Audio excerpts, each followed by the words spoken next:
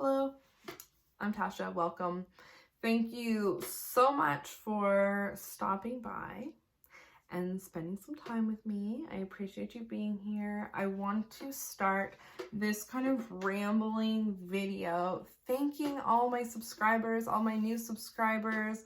You have no idea how much you make my day. It's insane. It is insane. When I see that subscriber thinger going off on my phone, it warms my heart. I appreciate you so much. We're getting close to the goal of 1,000 subscribers, which is all I really wanted, and it's so close. I can't believe it, and you've made that happen, and I just cannot believe that people are subscribing and enjoying this craziness. It blows my mind. I'm just really happy, so thank you to all of the people who have subscribed recently. Oh, blah, blah, blah, blah. Let me try to speak in English. Maybe. What's new in my life is what I'm trying to say. And it has been a minute. I've been taking fertility medication. As I've stated in videos before, I have hormonal issues and I just don't ovulate. So I'm taking medication that kind of forces ovulation and can also cause multiple babies, which is also exciting, just to see if me and my husband can have a kid. Just why not? We'll see what happens. I'm not being overly optimistic. I want to try to be realistic and not get my hopes up, but I'm not being a pessimistic little Eeyore either. I'm definitely excited and hopeful, so if you want to send me some good luck or some good energy, I'll take it, or any tips, fertility tips, I will take them. I have not tried anything magically yet, so if you've got any ideas or if you've done something that's worked for you, please share it with me, because I will totally give it a consideration or a whirl. It's exciting. I might be going into a new phase. I kind of have a lot happening right now. I am a couple of months away from graduating school after my 2-year course, which I've been saying a lot that I'm going to get back into my tarot, which when I'm done school, that's what I'm going to do, because when I went into school, I knew that there was going to be parts of my life that I had to sacrifice, and that was tarot reading, and it's been hard. It's been really hard. I miss doing parties. I miss doing readings for people, having people coming to my home.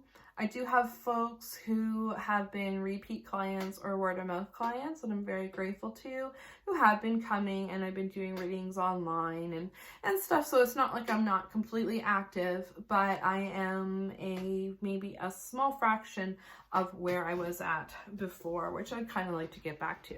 And I feel like when I'm not in school full time and working full time and being on call all night, I will definitely be able to do it again. So I'm pumped. I cannot wait to graduate. Mortuary school is tough, so just be nice to your funeral director. They work really hard, and it takes a lot to become one.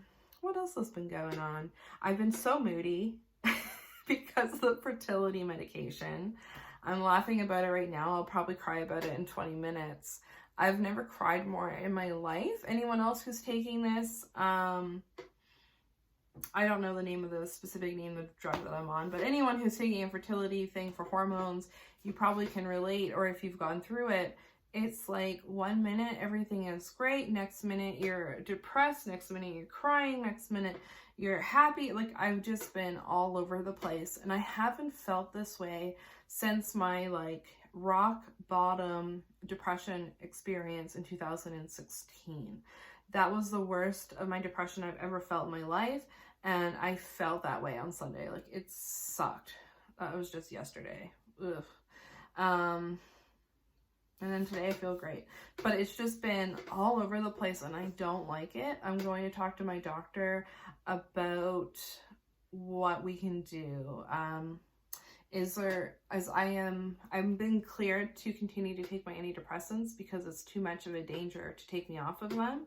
But I'm wondering if there's something we can do there, or if maybe I just have to suck it up and deal with it, or maybe there's something I can do herbally, or who knows. So I'm gonna talk to him. I always consult my doctor before I do anything with herbs or any self-medicating, because I just want to be sure. So that's something that he's used to me asking anyways, so he won't be surprised when I go and ask him about herbs and stuff. Be nice to people who are going through fertility treatments too.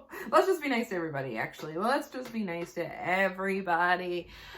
Speaking about being nice to everybody, gatekeeping. A little 2019, 2018 kind of tea that was going around the internet. I feel like it's resurging again. I feel like the gatekeeping theme is coming back. I've been hearing it, seeing it. I hate it. I hate it. I just think that none of us have the right to really tell someone whether they're a witch or not. And I don't like seeing it. And I don't like people getting accused of being gatekeepers either. I find that people who are in traditions, like Wiccan traditions and stuff, sometimes get accused of being gatekeepers. But people have to remember they have a tradition that they have to guard. And that tradition requires certain things. It may require certain reading. It might require certain experience. I don't know. But if someone tells you that you have to do those things in order to be a member of that tradition, I don't think that that necessarily is gatekeeping. What I think gatekeeping is when a witch does something that you disagree with, and then you basically say they're not a witch. It's been brought to my attention of comments being made to someone about how, you know, their view of the afterlife doesn't fall into traditional paganism, perhaps, so therefore they're not a witch. Or Christian witches, I feel like, get it all the time, and it's like, who cares? Who cares? Does it really hurt you or affect you that somebody is worshiping Jesus or doing something with the Bible or whatever? Does it really matter? I don't know. Like, I don't think that that's for us to guard. I don't think that we have to.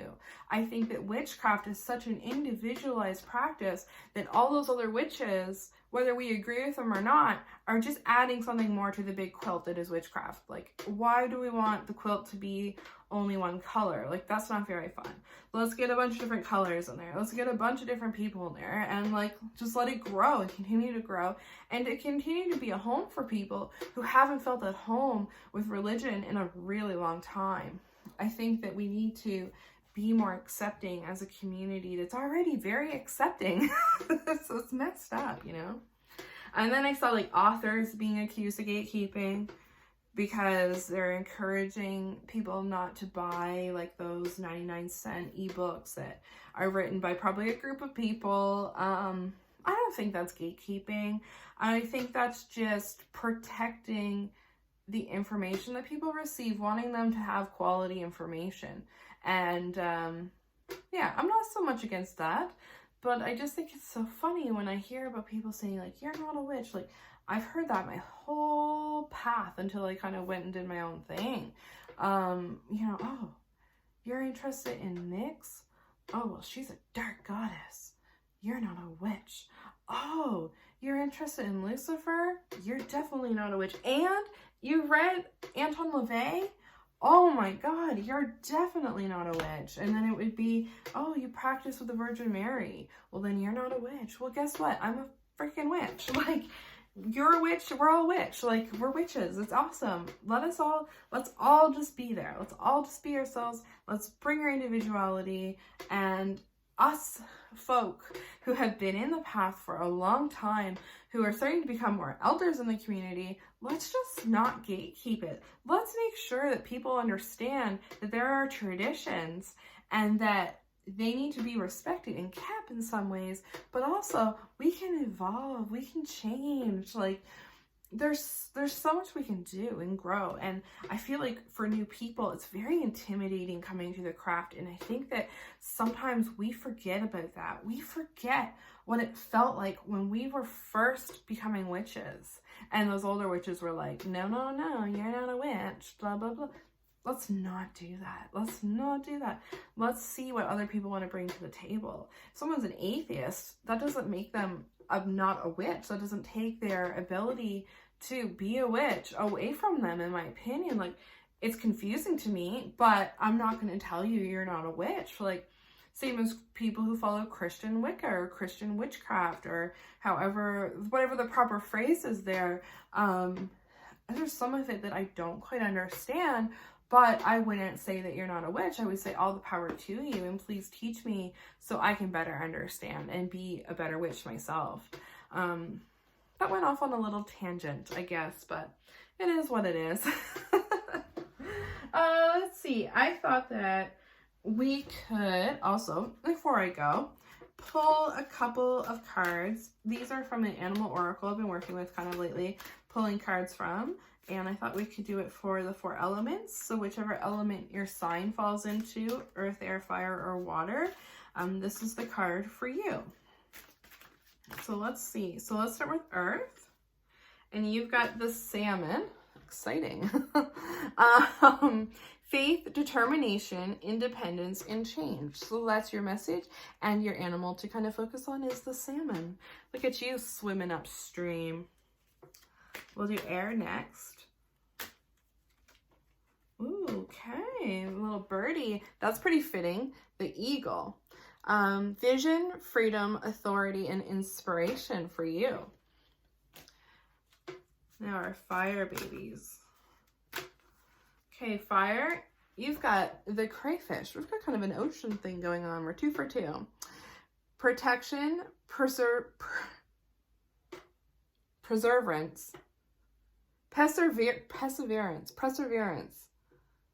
Perseverance. I can't say that word right now. You know what I'm trying to say. Vulnerability and regeneration. I can say those words. Perseverance. Like, I know how to say that word. And water. So this one's me too. Well, that's just an element one. So let's keep going so we get an animal here. Oh, there's air. Ooh, we get the red squirrel. Resourcefulness, vigilance, preparation, and busyness. So that's for the water folks. This is a weird little ramble, wasn't it? Thank you so much for coming over, putting up with my anxiety, putting up with my weirdness, and just hanging out. I'm going to stop here because I'm going to cook some supper because I'm starving. And I am also going to build a depression altar. So if you're interested in that, probably just check back in the channel and you will learn about my depression altar. Until next time, I hope you have an amazing day. Bye.